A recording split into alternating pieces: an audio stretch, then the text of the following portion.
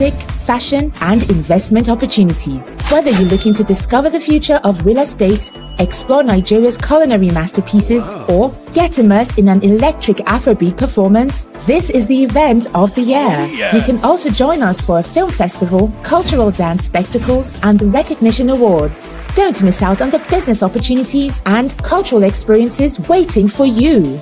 Book your tickets now before they're gone on eventbrite.co.uk. Call or text +447 438 893 190 or 080 330 46768 or +447 459 071 747.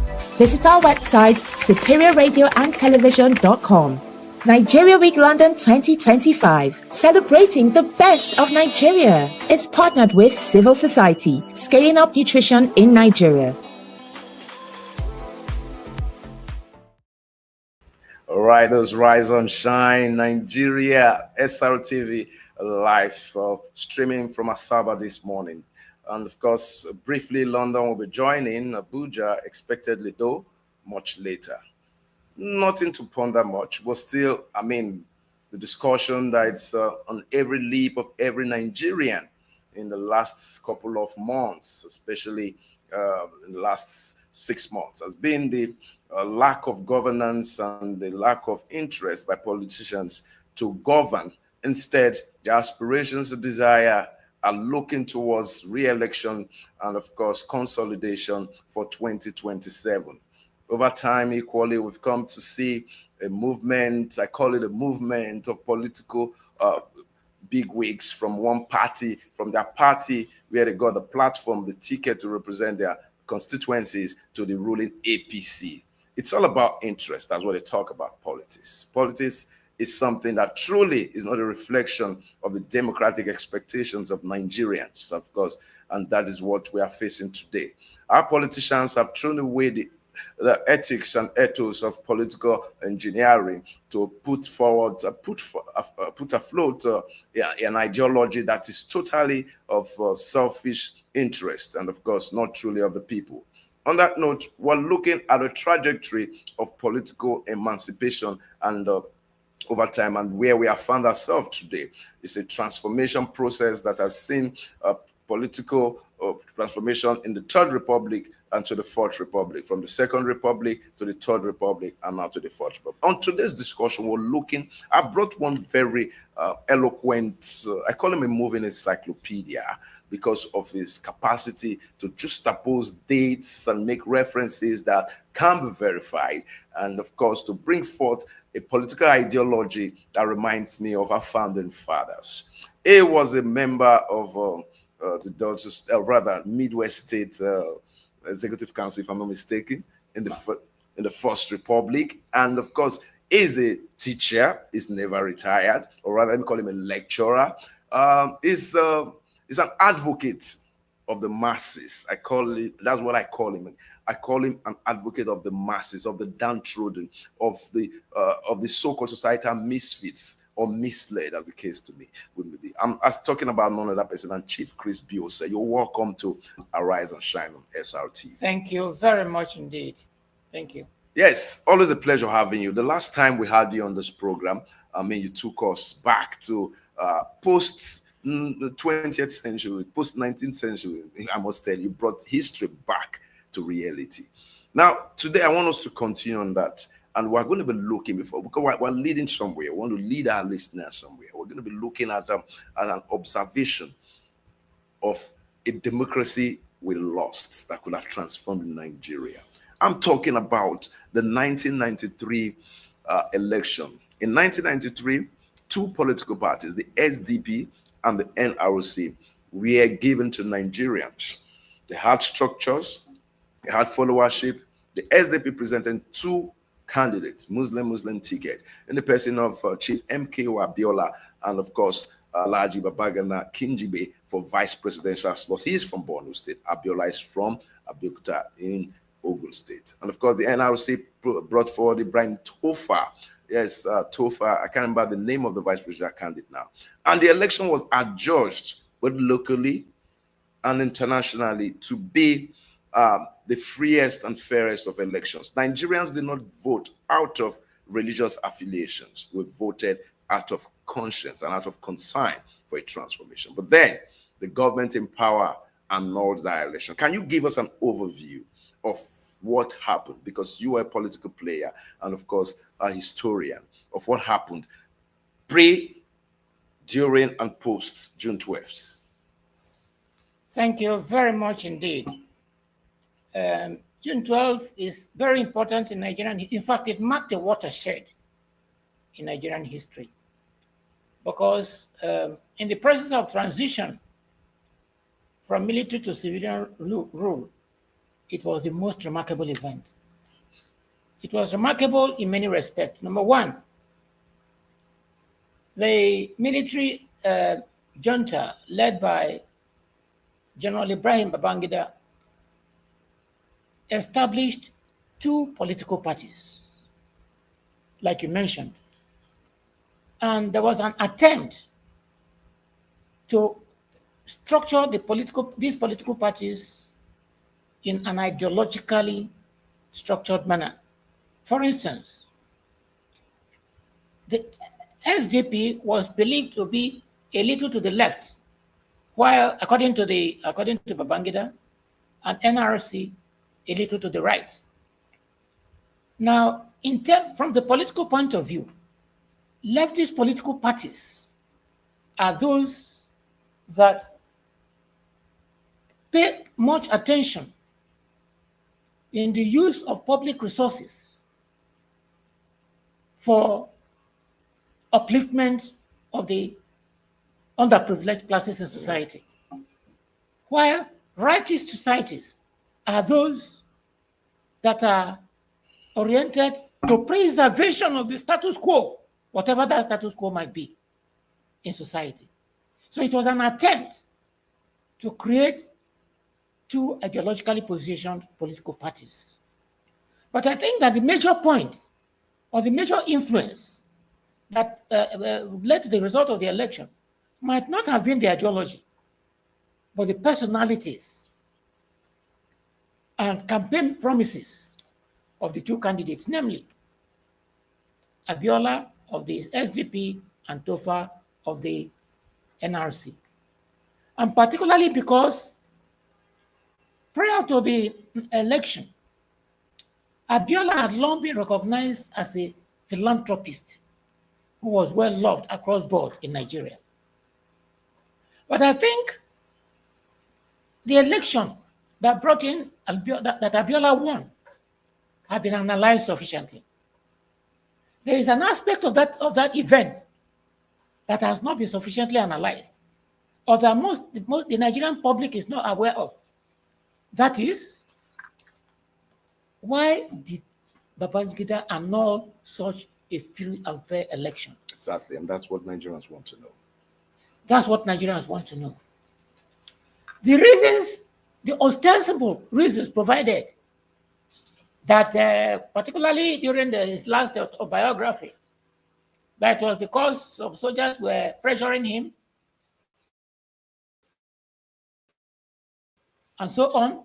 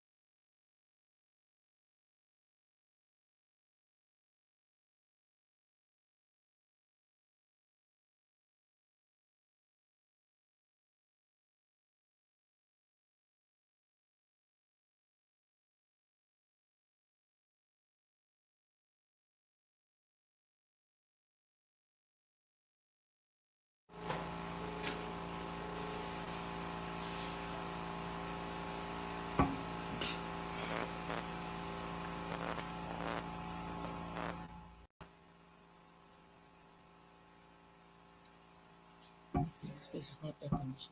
It is, but this is Jen. This is Jen. Wait, please. This is Jen.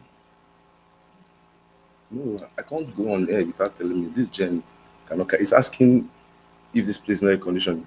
I see it's air conditioned, but you have to No wait problem. for me. I still live. Disconnect it now. All right, Daddy. Sorry for that break. Technical glitches. I think we're back. So I continue with your story. Bring Yakub. I mean, what is his name? So this discussion, please. Go ahead. Yes, we're talking about June 12th, and Thank of course you. we're So- still on it. Okay, so can we go on? Please do. So I was trying to make the point that there are some little known facts, apart from the facts that were in the public domain Yeah. at that time. The process leading to election, how the junta wanted to stop the election through legal process by getting one Justice Ikweme to give a midnight judgment stopping the election, and how Professor Humphrey Nwosu, insisted that the election must go on, Yeah. citing the decree that enabled the election. There was the military junta did not provide sufficient funds for that election. But Humphrey Nwosu was able to devise a cheaper, transparent approach to the election, which he called Option A4, Option A4, yeah. where people queue together, count the votes, and then without much paperwork, you count very transparent. And the results were declared at polling booth level, ward level, local government level, state level, and so on and so forth. So the question that Nigerians would like to know, why was the result of the election annulled? Lord. And at the point where the transmission went off, I told you that the reasons, ostensible reasons offered by the military junta, particularly the former the military dictator, was an afterthought. Yeah. It was an afterthought. And I want to appeal to listeners that what I'm going to say now, they should go and research it. The foundation of what I want to say now is derived from two sources. One, Professor Omo Omori, the late Professor Omo Omori, Director General of Center for Democratic Studies Then. at that time, established by Babangida, and who worked very closely, a professor of political science. And my second source is one of the most knowledgeable Nigerian jurists, Yeah. Chief Richard Akinjide, Okay. who was the first Minister of Justice and was very close to the northern leaders because he was a member of the NPN, National Party of Nigeria. I think it was the Attorney General during the same And Minister of Minister of Justice during Shagari's regime. Now, based on his research of historical records kept in the British archives and the Colonial Office in London, and based on records of events that transpired between 1900 and 1914, that is immediately before the creation of Nigeria on January 1, 1914, by the colonial masters, by the unification of Protectorate of Northern Nigeria And Southern Nigeria. with the colony and protectorate of Southern Nigeria. The events and the records kept by the British, Professor Omomori was able to dive into the research into what transpired. And Professor Omomori told us Yeah. in his book entitled The Tale of June 12th, Yeah. Betrayal of the Democratic Rights of Nigerians, Wow. 1993. He was able to trace the events and a secret pact, which he called the British Design for Nigeria. It was the British design For Nigeria. That is, the British was thinking, what was Nigeria going to be after the unification in 1914? And Omomori, in that book, meticulous historical evidence that there was a pact between the colonial masters at that time and the feudal leaders in the northern region, which he called the British Design for Nigeria. And according to that design, Nigeria was planned to be, southern Nigeria was amalgamated with the protectorate of northern Nigeria for the purpose of making northern Nigeria viable. Because northern Nigeria at that time was not economically viable. And the amalgamation was intended to use the finance from the south to finance the north. And that was the British Design for Nigeria. And why did the British do Excuse me. that? Okay. The British did not come to Nigeria to create a nation. They came to Nigeria purely to advance their economic interests. And the railways and the roads they built were for the purpose of exploiting resources in the interior. So the British did that because the leaders in the north were perceived as supporting them. They were not challenging them. While some of the leaders in the south were not very comfortable with their tactics. For example, when the British wanted to take a loan from southern government, protectorate of southern Nigeria. That the British taking a loan from southern Nigeria. Yes, and it's on record. To complete the railway from Baru, I think, to Zungeru. In Niger State. At that time. Yeah. The Honorable Sapara Williams in Lagos told the British leader at that time, not the federal, not the leader in London, but the governor in Nigeria at that time, the Governor General, that as far as the South is concerned, the uppermost limit of the interest of the Yoruba nation was Jeba. And that anything beyond Jeba, they want to know why they want to reduce the resources of the South to pay for what was going on in the North. So this has been in contention. And the British Design for Nigeria was that the South should be used to pay for the expenses of running the North because the North was unviable. That book, Tale of June 12th, Betrayal of the Democratic Rights of Nigeria, 1993, is not available. I'll search for it again after reading it. Published by Boston University, Massachusetts. But unavailable information, which is also on the internet, that any Nigerian can Google and get the facts, is written by a knowledgeable Nigerian, Chief Richard Akinjide, entitled Nationality Question: The Young Northerner and the Rich Madam from the South. Nationality Question: The Young Northerner and the Rich Madam from the South. He presented Nigeria in 1914 as a marriage between the young Northerner and the rich madam, and the rich madam was expected to provide the resources for the young Northerner. That's the British Design for Nigeria. Google it and read it. Don't take my word for it. Take the word of Professor Omomori or Chief Richard Akinjide, Senior Advocate of Nigeria, First Minister in his First Republic. Now, this design for Nigeria in 1914 was not when Lord Lugard, before the amalgamation, told most of the South existing cities at that time. Visited Calabar in the South, I think Benin in the Benin, Calabar, Benin, maybe 2 or 3 centers in the South, gathered Northerners, Northern emirs, and addressed them. The Southern leaders did not know of this design. It was a pact.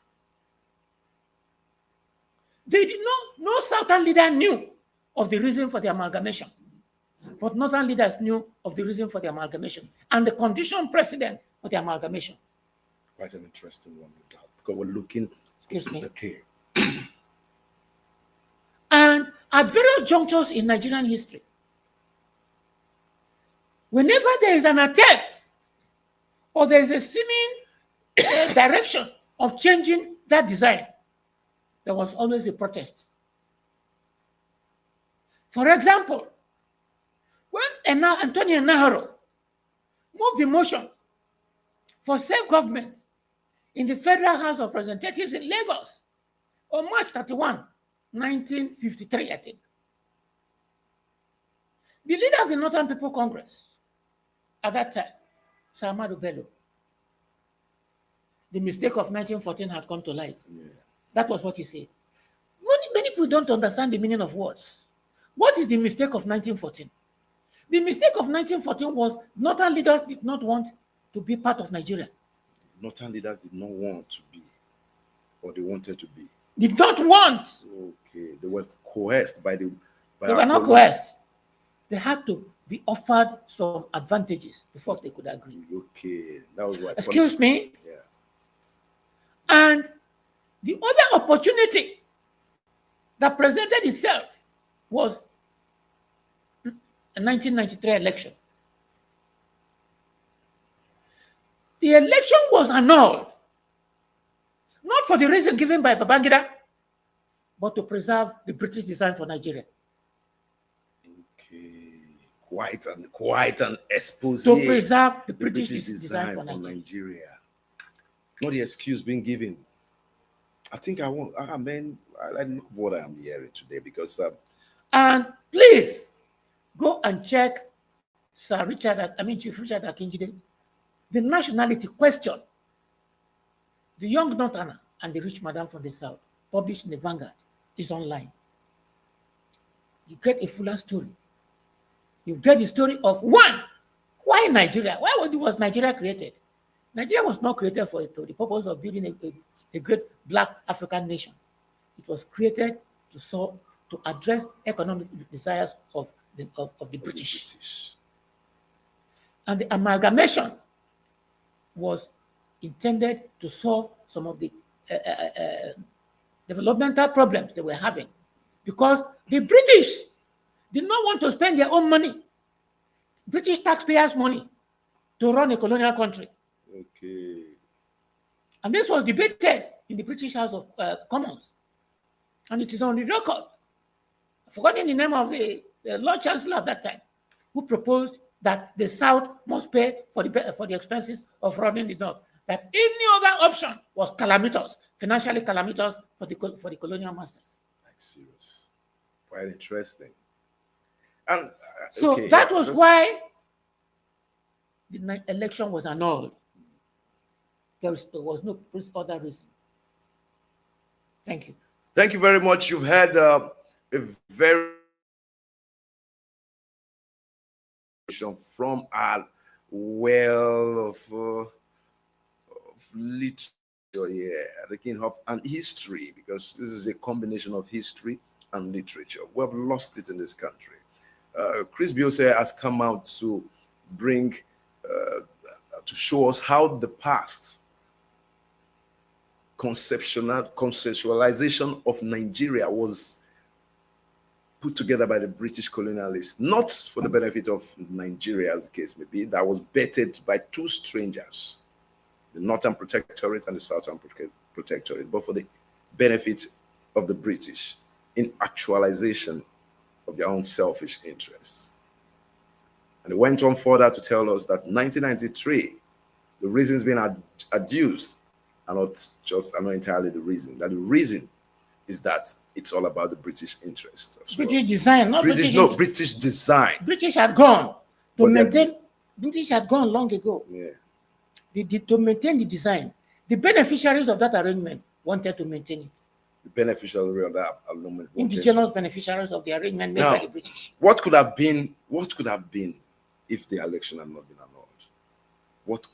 What vision, what concept of Nigeria would you have seen the annulled election, the winner of the annulled election, bring forward to the table?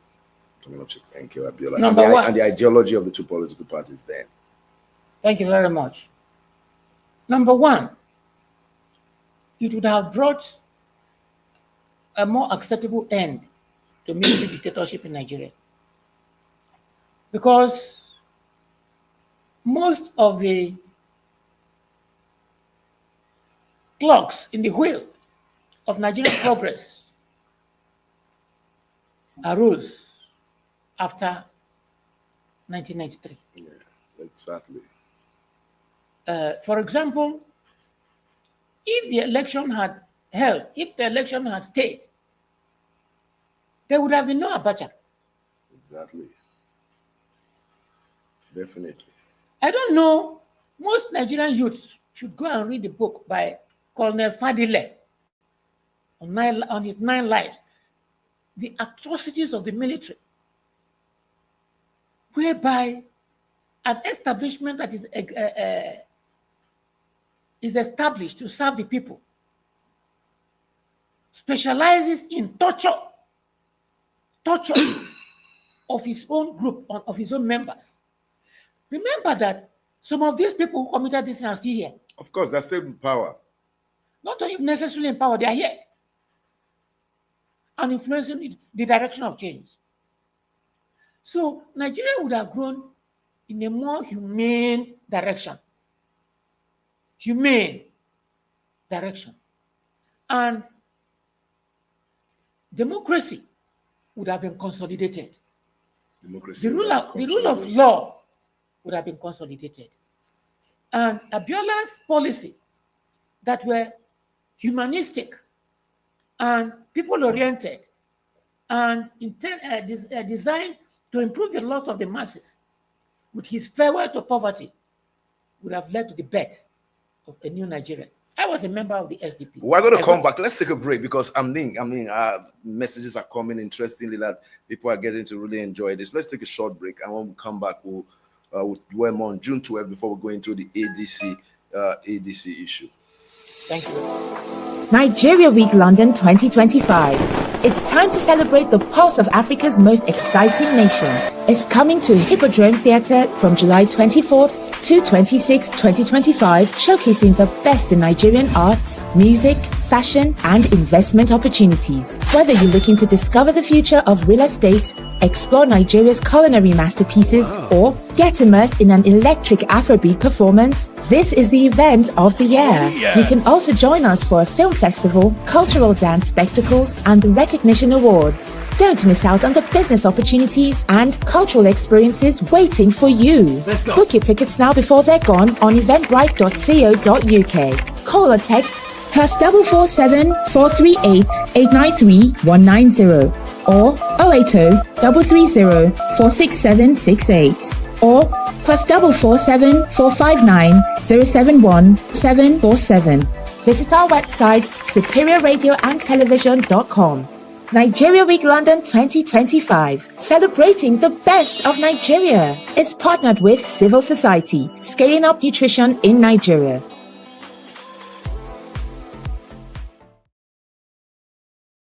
To be back once again, of course. If you're just joining us, it's Arise and Shine on SRTV, streaming live here from Asaba.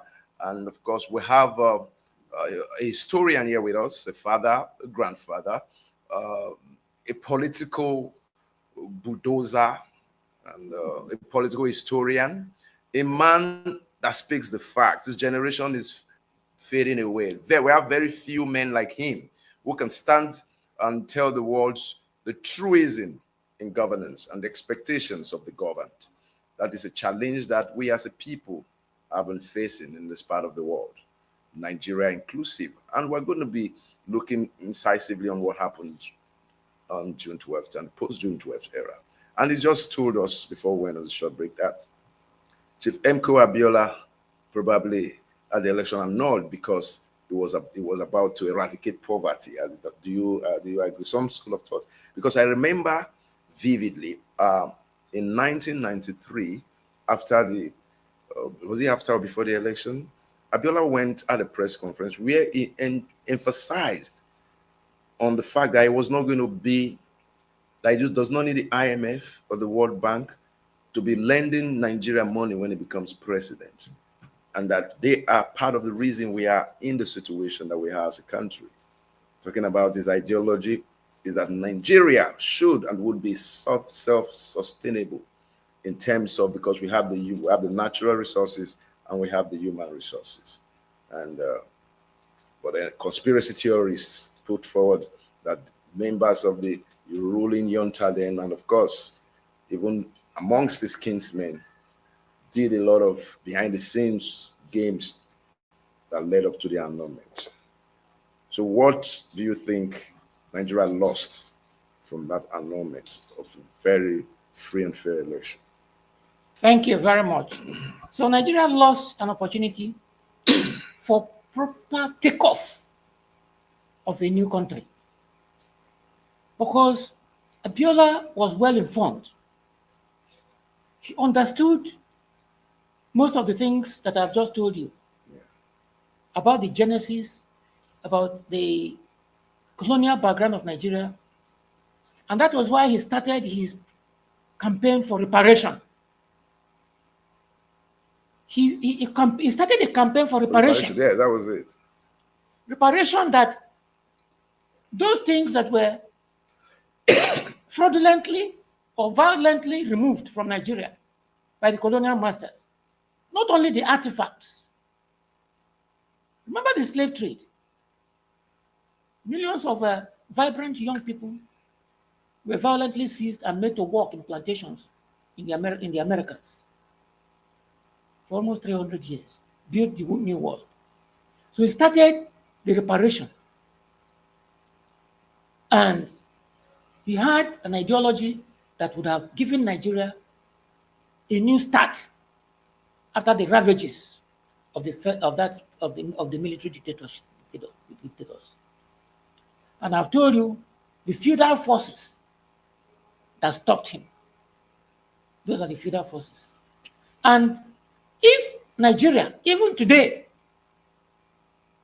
should have a government or an administration that desires to use the resources of the country for the people of the country, Nigeria will break through within a few years. Because at the present time, as it was at that time, the resources of the country are used to serve a small percentage of the population. What is the justification for a governor that has ruled a state making pension law, Exactly. giving himself houses in Abuja, house in Lagos, house in his own state, house in this, paying his wife and children, billions of naira spent on ex-governors. But doing nothing when they have left office and in a poor country, and they are still in power, probably in the Senate or in, I just can't in a understand. poor country, and the administration keeps nothing, quiet. Nothing about it. Keeps quiet about these things. So we have not yet got a government that is prepared to utilize the resources of the country for the benefit of the citizens. That is what Abiola would have done. That's what Abiola would have done. And all the questions of Abacha regime, scheming, making all those retrogressive laws to kill Ogoni 9 and then bombarding Ogoni people, those acts of wicked, that is state terrorism. Acts of terror by an organ of state against a section of the this Nigerian state, as happened in Ogoni during the reign of Abacha. Now let's look at the death of the Ogoni 9. It's a fallout of June 12th. Now the Ogoni 9, the judicial process was marred by a lot of irregularities, and of course the judgment. And internationally, people cried and pleaded, nations pleaded, but Abacha reneged. It was based on a military decree that gave no other option. Forgetting the title of that decree. No other option but death penalty. A British lawyer who came to briefly to defend the Ogoni 9 described that military decree by Abacha I think it was even military decree that was used to convict the Okoni 9. Yes. I can't That, remember the decree now. yes, but I think that the decree 20. imposes death sentence. That is, that any action beyond a minor argument will be with a civil disturbances decree will be deemed to be a civil disturbance, and anybody that is charged under that decree is liable to be sentenced to death. And I think the first person to be charged under that decree was one General Lekwatt. Jimani Lekwat from Kaduna South. From Kaduna South. Kaduna State during the Zango Kataf crisis. Correct. So these types of terrible decrees, we could, if there had been June 12, if the June 12 had been allowed to stay, Yeah. we could not have had somebody like General Muhammad Buhari. Yes, for a second time. No second term. No second term. I mean, to come back as a civilian president. Yes. That's what I'm saying. Okay.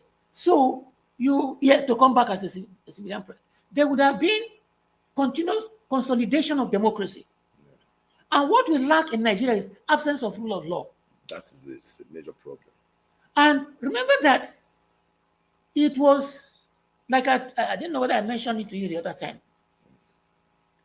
This question of so-called jihadism has two causes. Number one, lack of proper governance, like I told you.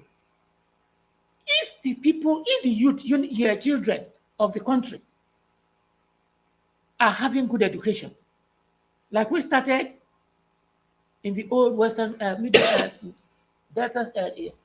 Unity Party of Nigeria, in the old UPN states. Yeah. And as Awolowo started in 1955 in the old Western region, with free education under the universal primary education, which was reinforced by Obasanjo in 1976, and which was increased to secondary education in 1979 by the UPN. If we had progressive governments, the question of having 18 million uneducated youths to be recruited by terrorists would not arise. Would not have arisen or arisen. So Nigeria would have grown in a more humane direction. And the resources of the country would have been developed and cultivated for the benefit of Nigerians. And that is all that we need even today. That's the persisting problem today. That's the persisting problem, but difficult to handle. It's not difficult. So what options are available right now? It's not difficult to handle. It's the kind of leaders that we have. It's not difficult to handle. But we have a leadership that is not interested. They are not interested because of the ideology of self first. Of self. And not for. We've been looking at the June 12th, the implications of June 12th, and of course, the persuasion of a lot of political elites that Nigerians, especially Nigerian politicians and electorate, need to change the narrative leading on to 2027. Agreed. But you remember, in June 12th, the electorate was not the problem. It was not the electorate, of course. We understand. Listen. I'm talking of now. Even now, the electorate is not the problem. They're part of the problem. No. Why? I'll tell you. Now, let's understand something. I'll give you an example. Okay. I'll give you an example. When they collect money. Excuse me. Okay. On February 25, 2023, okay, a presidential candidate that did not bribe anybody, that refused to bribe, that refused to pay for votes, won the election. It is general knowledge what happened in Lagos State, how the electoral officers and the politicians were tampering with the results using TPEX. And they still lost in Lagos. They removed almost more than 500,000 votes from the winner using TPEX to paint and rewrite results. The same for Port Harcourt and Rivers State. The same thing in Plateau State and many other states. The electorate voted on February 25, 2023. I Excuse agree. me? I agree they Excuse voted, me? but I have an issue. No, The electorate have always allowed themselves to be influenced with stipends, especially with know what is happening in Delta State and so many other states, where electorates are influenced, not because of political ideology, but because they have been pauperized and money makes them do what is morally, ethically, and realistically wrong. agreed. But I am giving you a specific example. Which is correct. Your example is Excuse very me? correct, sir. Now, after the election, even the chairman, a professor, instead of letting the result to be announced, he said there was a glitch without providing evidence. The elite are the problem. The elite are basically the problem. That's the number one That's problem. the point I want to make. We understand 75% of the problem is with the political elite, most important. And the elite, not just political elite, The elite, the business elite, including the religious the elite, religious elite, yes. who preach and support the criminals in power, the criminals that have The thieves in power. that have seized the instruments of power in the country.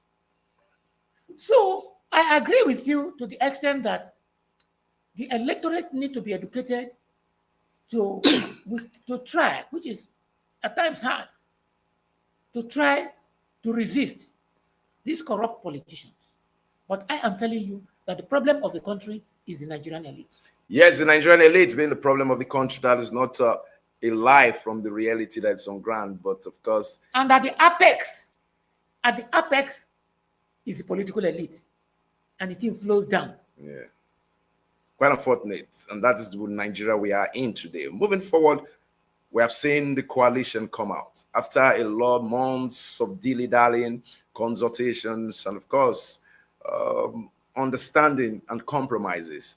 The ADC has been the chosen platform by men and women of same political trajectory or ideology who are of the opinion that this government has to be changed in 2027. They've come together, political bigwigs from the PDP, factionalized PDP, the Labour Party, even the APC, APGA, you name it, converged in the city of Abuja last week to take a decision that the African Democratic Congress will be their party to promote what they stand for. But then what will be the biggest challenge will be who is going to be the presidential candidate. Atiku Abubakar, former vice presidential candidate, has come out to say he is not going to step down for anyone, that at worst they will all go to the field and test their popularity. I don't know whether it's popularity in terms of personality or financial popularity. Then Mr. Peter Obi, the adjudged winner of the 2023 general election, is still there. But he has not come out to say it's for the ADC yet. But then is the popular choice of both the northern elites and majority of the southern politicians and electorate in case they have to be a consensus presidential candidate. So now we're looking at the ADC. The bet, the conception, and the bet of the ADC, is there hope for them? Thank you very much. There is hope. It's a great idea. And it's an appropriate response to the shenanigans of the ruling APC that is undermining of political leaders to join them, because the bulk of the population are not joining them. So it's a great idea. There has been a lot of criticism about the fact that a lot of the personalities involved had played roles that are not altogether positive in Nigerian history, in Nigerian political history. And that's a fact. There's no need to deny that fact. So what the issue that was on the ground, after having put the idea in the public space, how are they going to work to bring that idea to fruition? That is the challenge. Exactly. If due electoral process and transparency is demonstrated in the affairs of the ADC, there's no problem. There is no problem whatsoever.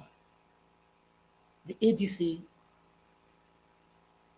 will give the Tinubu administration a good run for its money in 2027.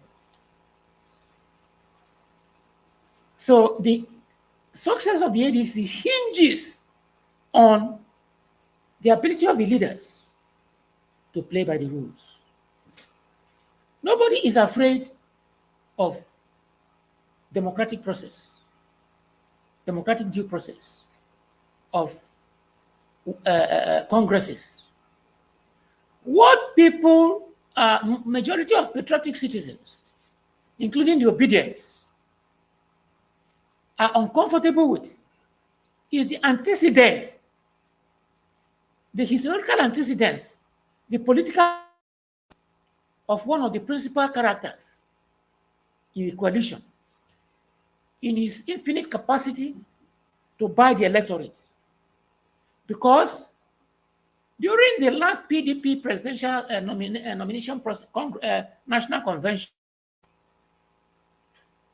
they were buying delegates for more than $30,000 per delegate. That's the kind and that is in the public domain.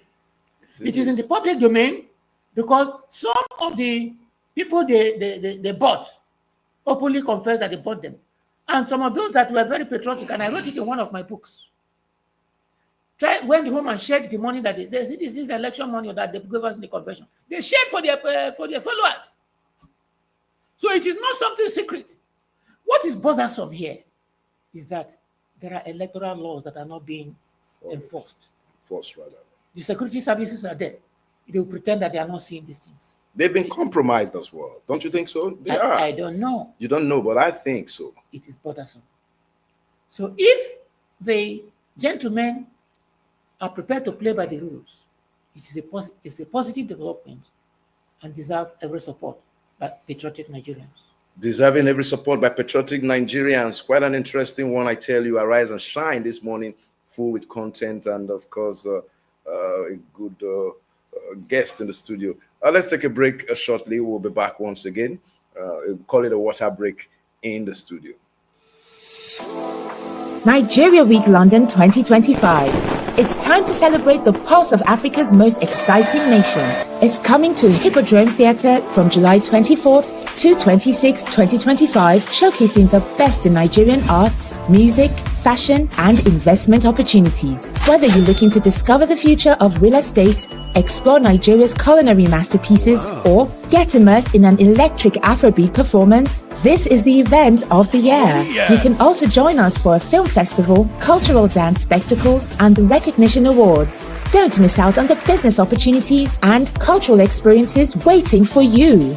Book your tickets now before they're gone on eventbrite.co.uk. Call or text +447 438 893 190 or 080 330 46768 or +447 459 071 747.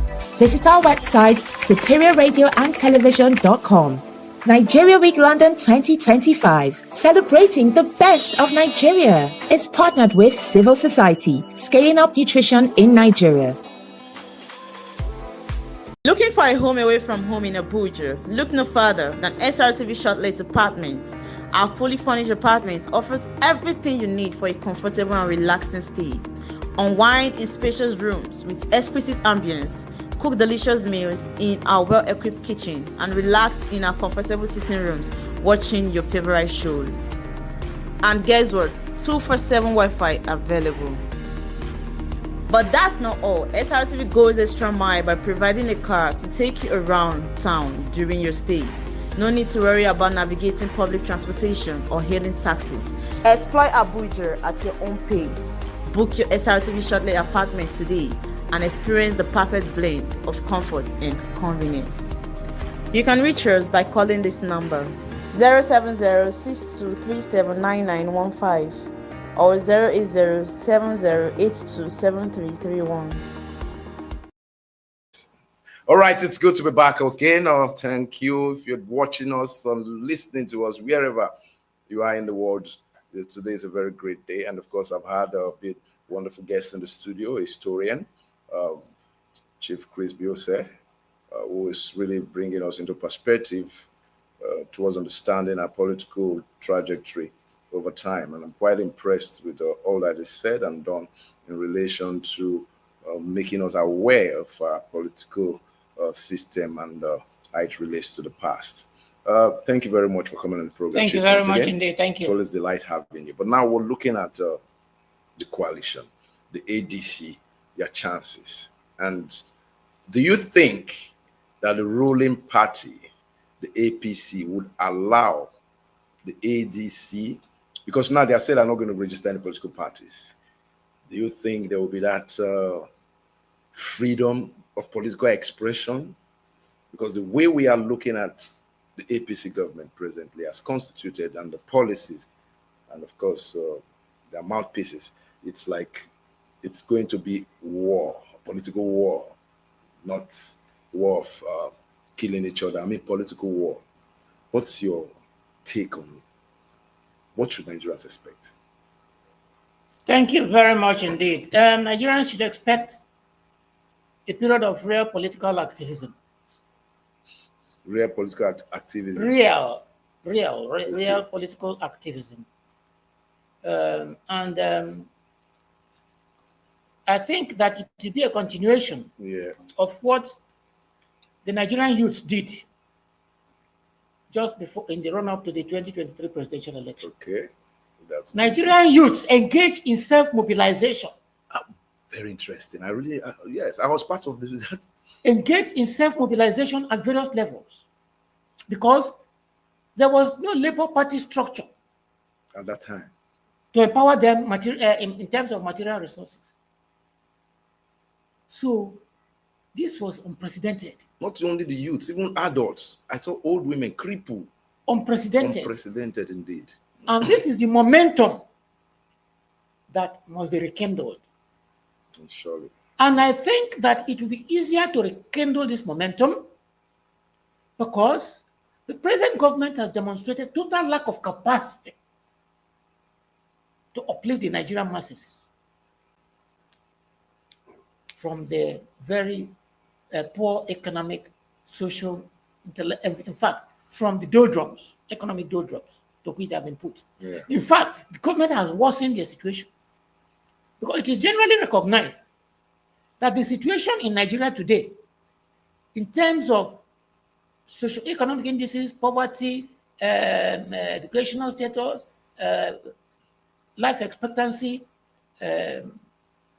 hunger, cost of living, have all deteriorated. Yeah. So Nigeria today is in a far worse position than it was at the time of the 2023 presidential election. So there is greater impetus on Nigerians to seek an alternative.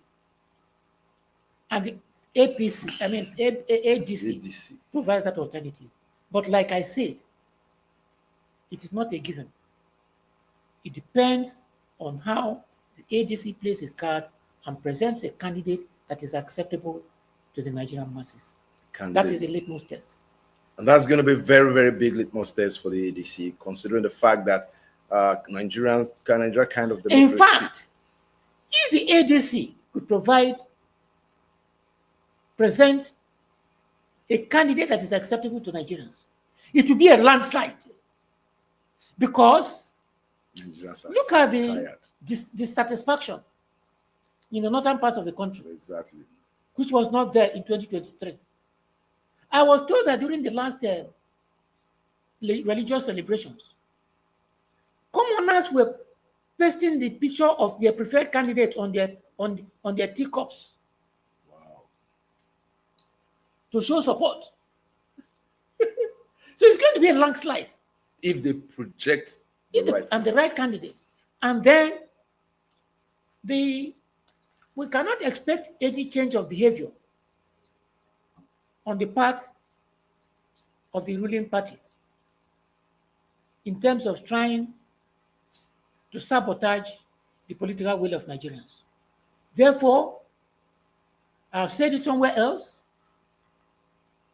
the ADC or whatever party that wants to oppose or to get power and to set a new lease of life for Nigeria must work out strategies to ensure that at each polling booth, the rigging of elections, which takes place at polling booths, is not allowed to take place. And in the past, I've recommended that each polling booth should be manned by democracy marshals. Democracy marshals who are knowledgeable and technologically equipped to monitor and ensure that the right things are done. What of the issue of thuggery? And of course, we know sometimes our police security agencies are always working for the state party. I mean, the party in power. So we have issue with voter information. And it is true. It has been historical. Because in someone with a credible personality that really would have loved to be an observer, because of the fear of his life, we don't want to be part of. No. We have credible observers. I said because of fear of. We have credible observers. We have credible what you've just said, but the caveat there is insecurity, the lack of trust on our security agencies. That is one. And secondly, the fear. Someone tell my husband, please leave this work, don't go. Like, I mean, the influence of thuggery in polling stations. So what happened in Lagos where Igbos were being beaten for voting Labour Party. Igbos were coerced, voters were coerced to vote for the APC or leave the polling booth. These are the scenarios I'm talking about. You are right. I agree with you. And it is not likely to abate. And that's why I said that the electorate have a greater duty now to man the polling stations. Those people that are coming to confront them, they are Nigerians. They are Nigerians. And they are coming from the same communities. The main issue now is not the electorate. The main issue is the role of the security agencies. Yes, they have a major role to play. We must appeal to the security agencies that their duty is to Nigerians under the Constitution. Their duty is not to politicians. When we say Nigeria police, it is not political party police. Exactly. Like the NPM was started in 1983. They were so partisan that it became called NPM police under Adewusi. And they made it so obvious. Sunday Adewusi. NPM police. Sunday Adewusi. I hope that the police will try, and security forces in general, will try to be patriotic and will not precipitate the kind of crisis that we have witnessed in other countries. I want to appeal to the security agencies to remember what happened in Western region in 1965 after the rigging of the election. Especially in Ondo State, precisely. No, that was 1983. Okay, 1983. 65 was, yes, that was 83. Ondo State was 1983. In 1965, yes. When a man who did not win election was announced as the winner, and there was outbreak of breakdown of law and order. And that provided opportunity for, one of the most historic events in Nigerian history, the mystery gunman at radio station in Ibadan. When the so-called winner of the election prepared a broadcast to be announced, to make an announcement, then Wole Soyinka, who was a lecturer in theater arts at the University of Ibadan, was alleged to have gone, to have been the mastermind, because suddenly, as the so-called governor started his speech, a strange voice, Mysterious voice. a mysterious voice. The man had already removed the to show that Akintola was so, I'm sorry to call his name, was so afraid to come to the station that the man was not at the station, but that it was a recorded voice. He removed the recording and started with a strange announcement. The mystery gunman, which was eventually decided in his favor, and he won the case in the court. I can't remember the name of the judge now. Yeah. So it provided that election had a lot of incidents. The same with 1983. In 1983, the opposition parties were controlling Kaduna, Enugu, Benin, Lagos, that is Ibadan, sorry. All the centers of the headquarters of the First Republic capital cities. Then the one called National Party, in order to show that they were national, they decided to rig election everywhere. They rigged the election in Benin, they rigged the election in Kaduna, they rigged the election everywhere. But that of all those talk to their truth. After the election had been done, they now take to the result, remove from the result of Latif, not Jakande, Michael Ajashi, and added it to the that of Omoboriowo. That was what caused the fracas in 1903. That was for MPN. What happened? Ajasin was UPN, Omoboriowo was MPN. Correct. What happened in 1965 repeated itself. Omoboriowo had to be escorted, escaped to Lagos under, camouflage. The electoral commissioner had to be escorted with an armored tank. Those who were jubilating that they won, what happened is not to be said. It's not to be said. It was a carnage. It was a carnage. People were burnt, houses were burnt. So I hope that security forces will not precipitate crisis in Nigeria.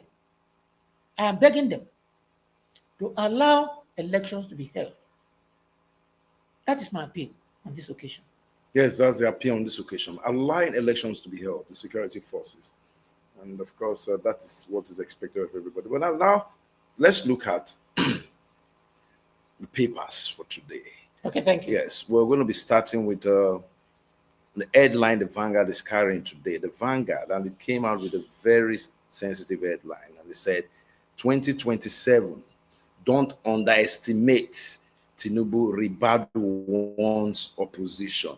And the writer goes on to say, ADC slams presidency over alleged plots to overthrow. Tinubu says it's a ploy to repress opposition. Governors, APC leaders secretly supporting coalition. Babashir as Secretary of the State Government. That means there's going to be a lot of betrayers. Look at what the Chief Minister of Defense talking about Nuhu Ribadu, I think in the First Defense or so. NSA. The end, Chief National Security Advisor, rather, is telling Nigerians that for 2020, don't underestimate. Nobody's underestimating. Nobody's underestimating. Let me get your opinion, please. I think it's part of the understanding of what Tinubu can do. Yes. When he publicly encouraged his supporters prior to 2023 to snatch, grab, and run away with elections. Now, he did that even before he became president. So I don't think that any reasonable politician in the opposition is underestimating. Of course. But he's making them to understand that, in fact, maybe the president is capable of doing even more than he did before in terms of negative approach to politics. So I think that is a timely warning that they should prepare For the worst. And I believe that some parts of the country are even better prepared than some of us here. You're ready. Yes, are better prepared. Because we know that some parts of the country are culturally better able to resist oppression than some parts of southern Nigeria. And some parts on southern Nigeria, which basically is very true. And of course, not much on the Vanguard. Looking at some of the writers, I say, well, no one single-handedly made Buhari president in 2015. It is not true. That is what they are saying. It is not true. I am not a supporter of... But Mustafa. No, not Mustafa. I'm not a supporter of Tinubu at the present time. But there is no doubt that if Muhammadu Buhari had continued in his cocoon with his fanatical supporters in his own section of the country, there's no way he would have become president of Nigeria. Tinubu made the difference. Tinubu repackaged this man, Gave him confidence. Presented him in a new light. That is just as you package that, as commercial people package a product. Yeah. A former military dictator, the author of Decree 2 and Decree 4, that says that retroactive penal decrees, killing people with all those types of people. Impunity. Tinubu repackaged him and presented him as a marketable product. To the extent that he called himself a reformed Democrat. Yeah. Tinubu made him. Democrat. There's no doubt about that. Yes, Tinubu made him, so says Daddy here. And of course, moving on, let's go straight to what other papers are saying. Let's look at the Daily Trust. And an issue that's bothering me so much has been the issue of corruption in our political lexicon. Somebody buys delegates for, that was the list. That means each delegate in that convention in 2020 could have left there with at least 60 to 80,000. Correct, because it was not one person. It was not one person that bought. They all, Atiku spent, Nyesom Wike spent, Amechi spent. They all bribed delegates.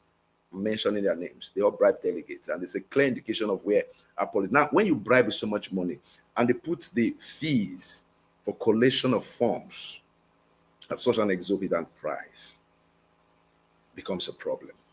For somebody that comes into power, it will have to pay debts. It would have to show loyalty to godfathers, god brothers, god friends who have supported his political projects. This is where somebody like P2P will not participate in such thing. If you come to buying delegates and buying votes, the only person that I'm sure will not buy is Mr. P2P. Yes. How can I come and bribe you so that I can serve you?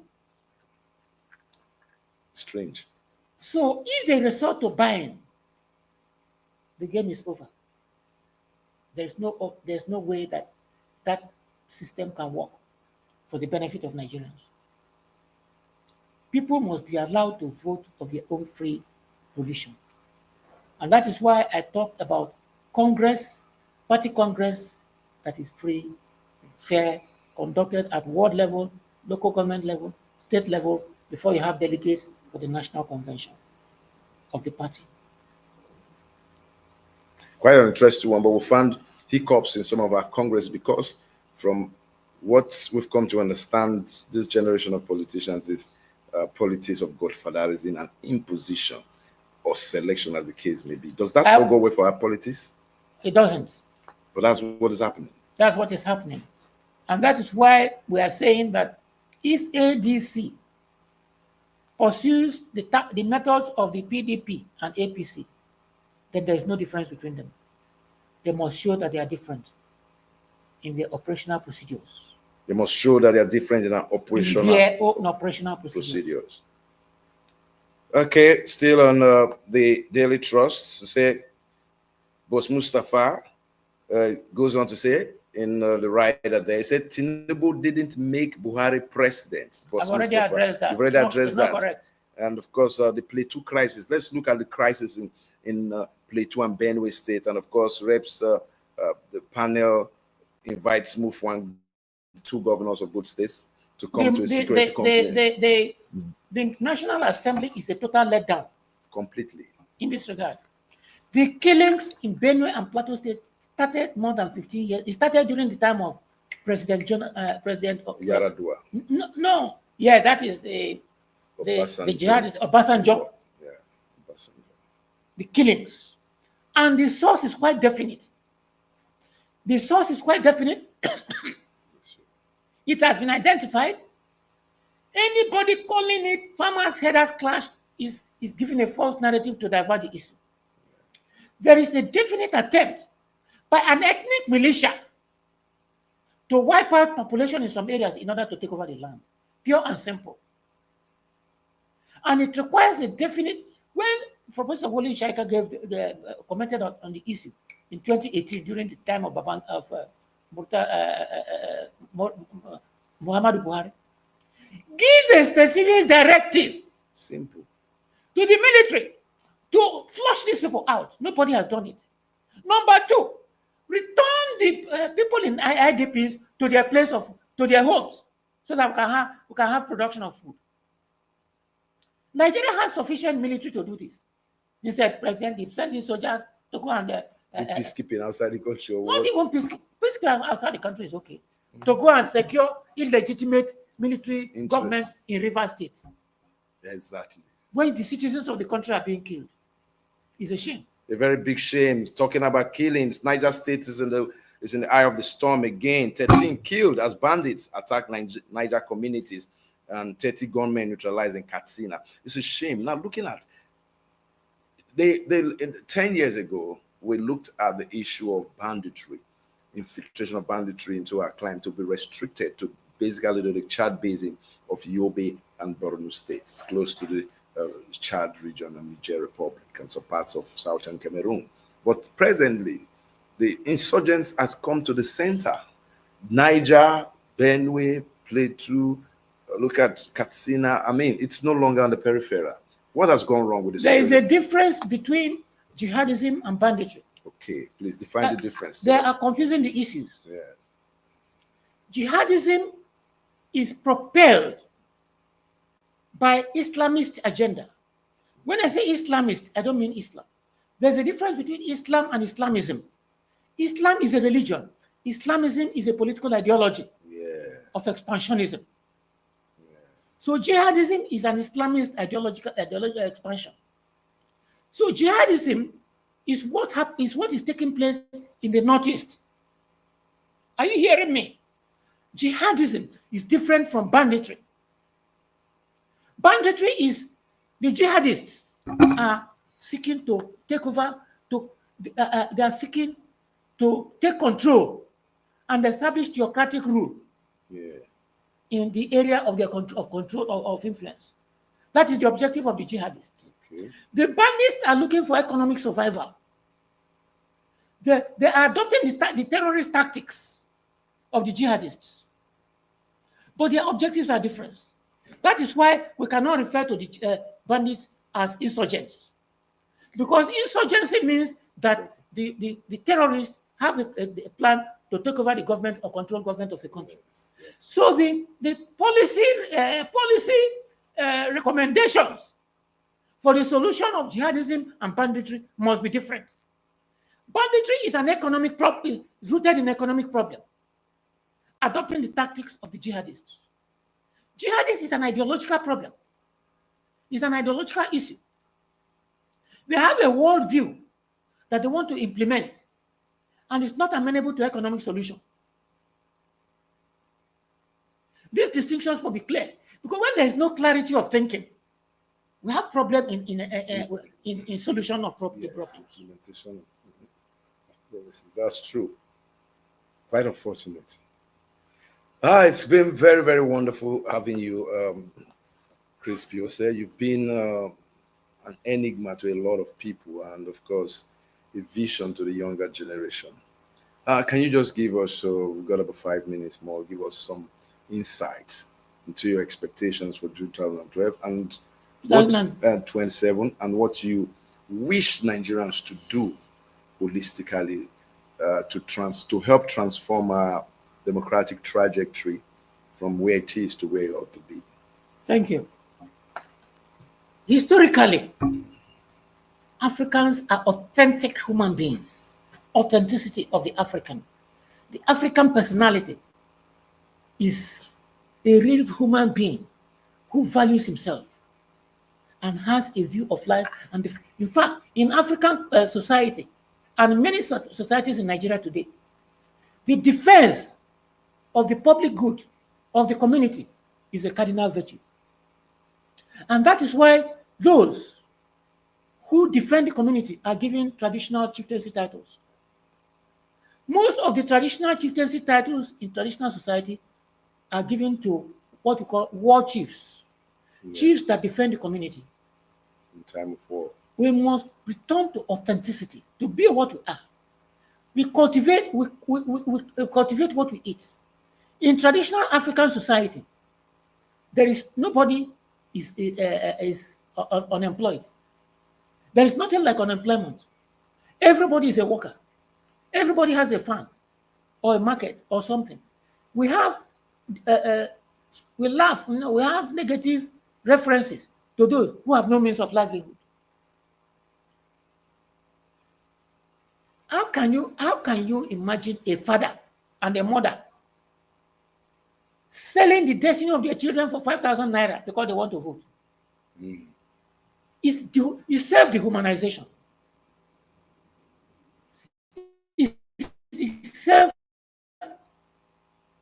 Making yourself an article of trade, self-enslavement. I want to appeal to Nigerians. I want to appeal to families, mothers, fathers, to shun and ban the idea of selling yourself for a pittance to political rogues. Yes. Let us be authentic Africans. Let us be proud of ourselves once again. Let us have interest of community and interest of our children at heart, and not to sell our conscience and our community to rogue politicians. We all know what is good for our children. Let us do it. So that is my appeal, that by 2027, if we take this philosophy of life, of being an authentic human being, and not being a material, an article or a chattel, an article of trade, like somebody said, mushroom to be picked, or like snail to be picked, without reaction, without saying, this is who I am and this is who I want to be. Be a human being. Express yourself in your voting. Anybody that comes to you with money, that person is an eternal enemy of Nigeria and should be humiliated. What we do in our tradition, what we do to bad people and thieves, we boo them. We don't shoot them. We boo them. We don't dance for them. Stop dancing for the rogues. Exactly. That's what's happening. Stop clapping for the rogues. Tell them that they are rogues, that they should go. Boo them. Woo. That's what we do to rogues. And that's what we should We should return to authenticity of the African. Yes. Not to be worshiping rogues. Making them feel comfortable in their So that is if we can return to African authenticity, Nigerian authenticity, and be ourselves, and vote of our free conscience, Nigerians will liberate Nigeria. Amen. In 2027. And Amen. it will be a new dawn for our country. And a new Nigeria will start in 2027. The hope for a new Nigeria starting in 2027 can never be overemphasized.